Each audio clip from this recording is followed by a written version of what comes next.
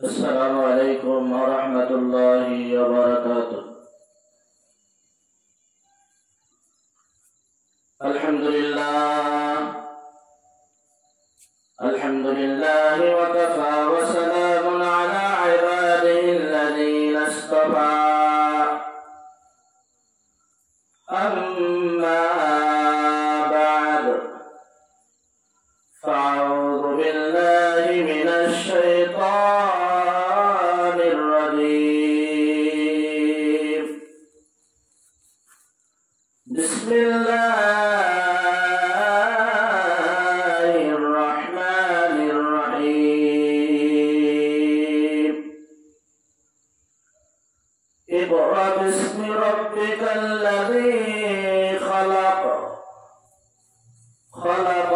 الإنسان من علق. اقرأ وربك الأكرم الذي علم بالقلم. وقال النبي صلى الله عليه وسلم: أول ما خلق الله القلم. اللهم صل على سيدنا ونبينا وشفينا وحبيبنا ومولانا محمد صلى الله عليه وعلى آله وأصحابه وبارك وسلم.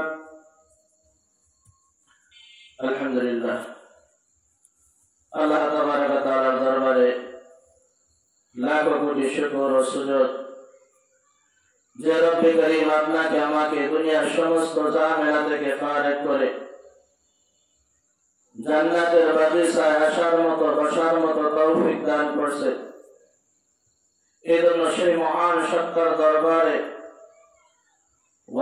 অন্তরস্থল থেকে কালিমাতু শুকরিয়া আদায় করি, বলি আলহামদুলিল্লাহ।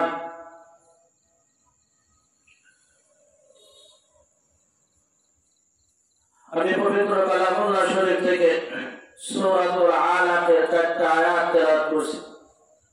বিশ্বনবী জনাবে মুহাম্মদুর রাসূলুল্লাহ সাল্লাল্লাহু আলাইহি ওয়াসাল্লামের অসংখ্য অগণিত হাদিসের ভিতর থেকে সহিহ একটা হাদিস আমি তেলাওয়াত করছি। এই আয়াতকে সামনে রেখা, হাদিসকে সামনে রেখা নিজের ফায়দার জন্য, জাতির ফায়দার জন্য কিছু কথা বলতে থাকা, শুনতে থাকা। আল্লাহ তাআলা জানো সকল ভাইদেরকে এই কথার উপর আমল করিয়া জিন্দেগি গঠন করিয়া দুনিয়া থেকে যাওয়ার তৌফিক দান করে, বলেন আমিন।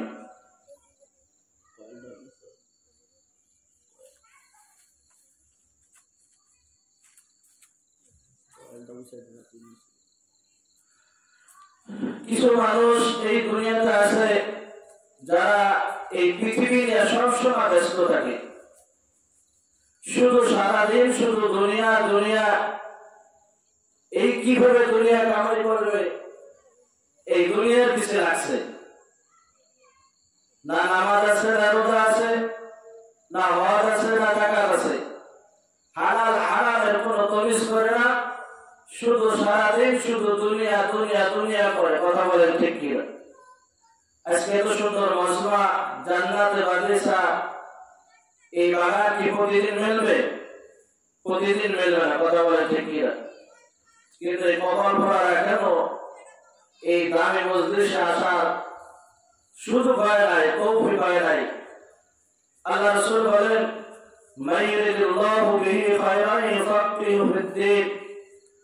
আল্লাহ যার ভালো চান, যার মঙ্গল চান, তাকে একমাত্র, কেবলমাত্র, শুধুমাত্র তাকে আল্লাহ তাআলা দ্বীনের সবুজ দান করে।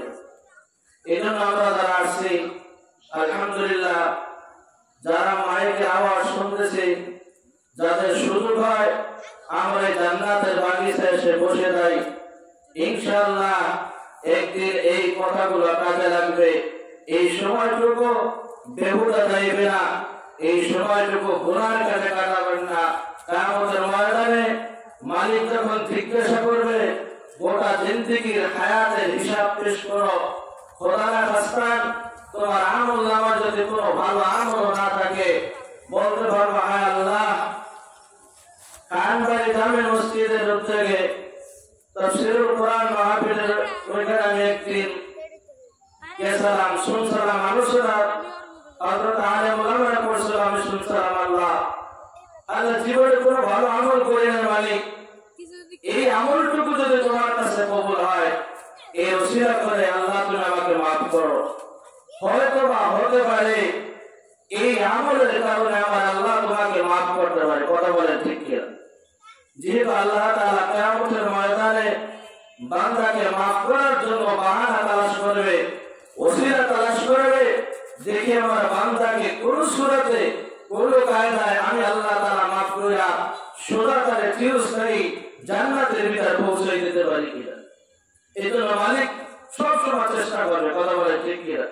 যেহেতু এই মালিক আপনাকে আমাকে বড় আদর আর মহব্বত করে বানাইছে, এই জন্য আমরা জাহান্নামে যাব আমার আল্লাহ কিন্তু সেটা চায় না। আল্লাহ দিলেও এটা মানবে না যে আমার বান্দাকে আমি বানাইলাম হাত দিয়া আর আমার বান্দা যাবে জাহান্নামে, তাহলে এই বান্দা জাহান্নামে গেলে এই জন্য বান্দা যাতে জাহান্নামে না যায় এই জন্য আমার আল্লাহ তাআলা চেষ্টা করবে দেখি ক্ষুদ্র থেকে ক্ষুদ্র কোন আমল যে আমলের ওসিলা করে আমি আল্লাহ তাআলা তাকে মাফ করি। কথা বলেন ঠিক কিনা? ওই দিন বুঝে আসবে যে এই মজলিসের কত দাম, এই কোরআনে কারিমে জলসার কত দাম। ওই দিন বুঝে আসবে ভাই চোখ থাকলে চোখের কদর করা যায়, একদিন দুই দিন চোখ হারাই যাবা, ওই দিন হাজার আফসোস করলে আর কাজ হবে না। কথা বলেন ঠিক কিনা? কিছু মানুষ এই দুনিয়া নিয়ে সব সময় ব্যস্ত থাকে। আমি একটা মিশাল দেবো, মিশাল দিলে আপনারা বুঝতে পারবেন। এই দুনিয়া যে যত কামাই করুক না কেন, যে যতই চেষ্টা করুক না কেন, এই 4 আঙ্গুল কপালে যা আছে এর বেশি কেউ পাবে না, করতে পারবে না। কথা বলেন ঠিক কিনা? এটা মালিক সিদ্ধান্ত করে রাখছে, মালিক তকদির বন্টন করে রাখছে। কথা বলেন ঠিক কিনা? কিন্তু কিছু আছে কপাল ভরা, শুধু সারাদিন দুনিয়া দুনিয়া নিয়ে ব্যস্ত থাকে। কথা বলেন ঠিক কিনা? আসলে এই দুনিয়াই হলো একটা ধোকার জায়গা। কিসের জায়গা? ধোকা। এই ধোকায় যারা পড়ছে তারা ক্ষতিগ্রস্ত হয়েছে। তবে হ্যাঁ, দুনিয়াও কামাই করতে হবে। সারাদিন জঙ্গলে যে আল্লাহ আল্লাহ আল্লাহ করলে কাজ হবে না।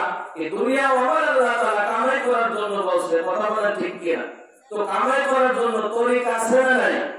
তরিক অবশ্যই আছে। এই দুনিয়া কিন্তু আপনাকে আমাকে একদিন লাথি মারিয়া দুনিয়া থেকে শেষ করে দেবে। কথা বলেন ঠিক কিনা? যে এক যুবক এইরকম ভাবে মাঠে কাজ করে, কৃষকের কাজ করে, পরিশ্রমের কাজ করে, লাঙ্গল দিয়ে হাল চাষ করে, অন্যের জমিতে চাষ করে টাকা উপার্জন করে। এই যুবক জমি থেকে ক্ষেত থেকে যখন দুপুরবেলা লাঙ্গল নিয়ে গরু নিয়ে বাড়ির থেকে আসতেছে, তো প্রতিপথে এক মহিলা, অনেক সুন্দর সুদর্শী এক মহিলা কন্যা বলতেছে, হে যুবক আমি তোমাকে বিয়ে করতে চাই। কি করবে ভাই? বিবাহ করবে। আমি তোমাকে বিয়ে করতে চাই, তুমি কি রাজি আছো?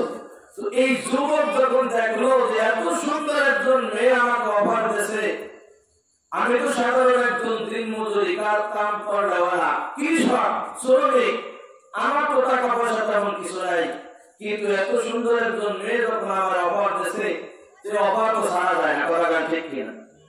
এই অফারের জন্য যুবক বলছে ঠিক আছে আমি তোমাকে বিবাহ করতে রাজি আছি, তুমি যদি আমাকে বিবাহ করো।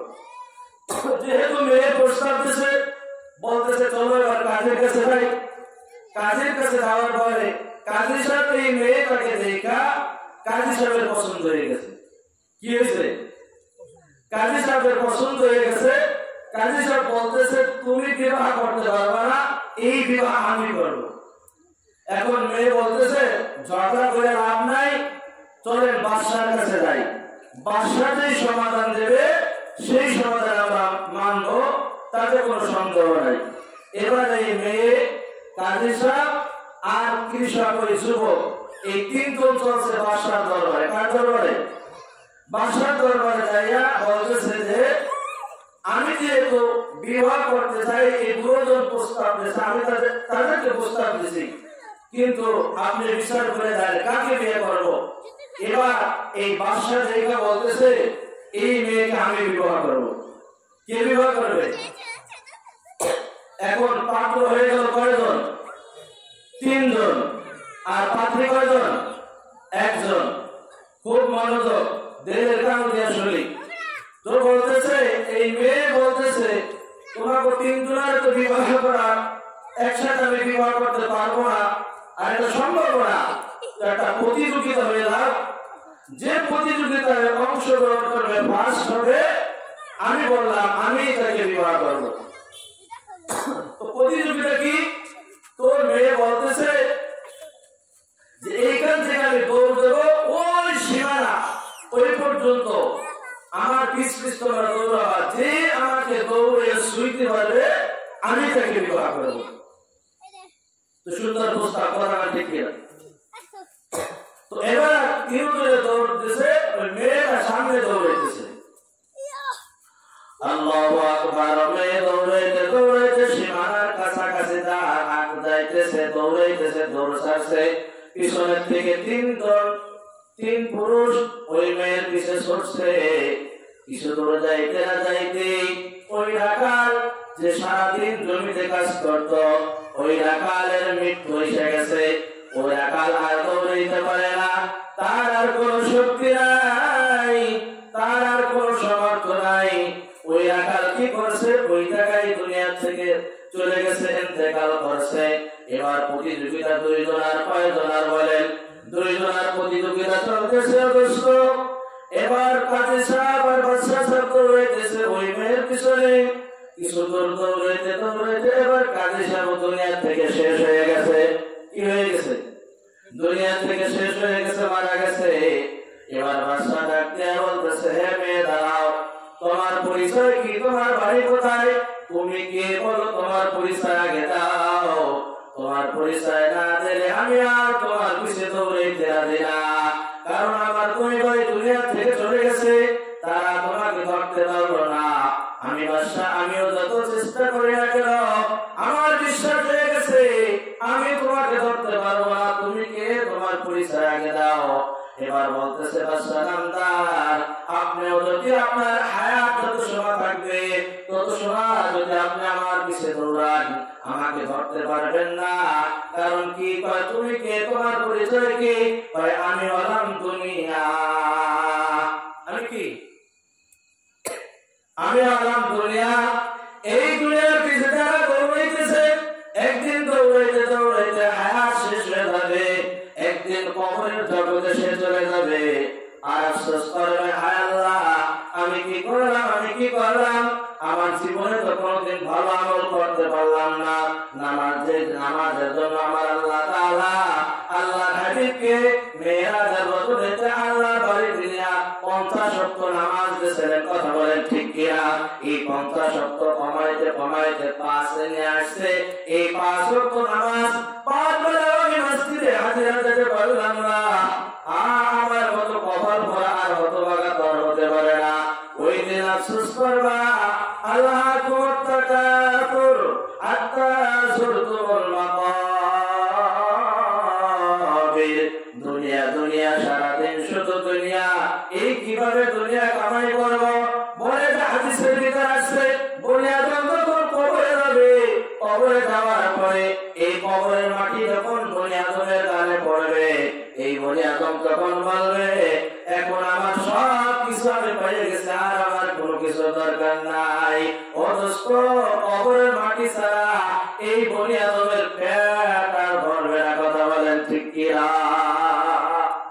এই জন্য ওই সমস্ত বন্ধুদেরকে বলবো যাদের সুযোগ আছে, এখনো সময় আছে ভাই, আসো মাহফিলে এসে বসো। কোরআন হাদিসের কথা হইতেছে, সুন্দর কথা এগুলো শোনো। হয়তো পারে আল্লাহ তাআলা তোমার জীবনের মোড় ঘুরাই দিতে পারে। কথা বলেন ঠিক কিনা? জীবনের মোড় ঘুরানোর মালিক কে? জীবনের মোড় ঘোরানোর মালিক হলো আমার আল্লাহ। আমার আল্লাহ কোন সময়কার কথায় কোন সময়কার হেদায়েত রাখবে কেউ কিন্তু বলতে পারে না। কথা বলেন ঠিক কিনা?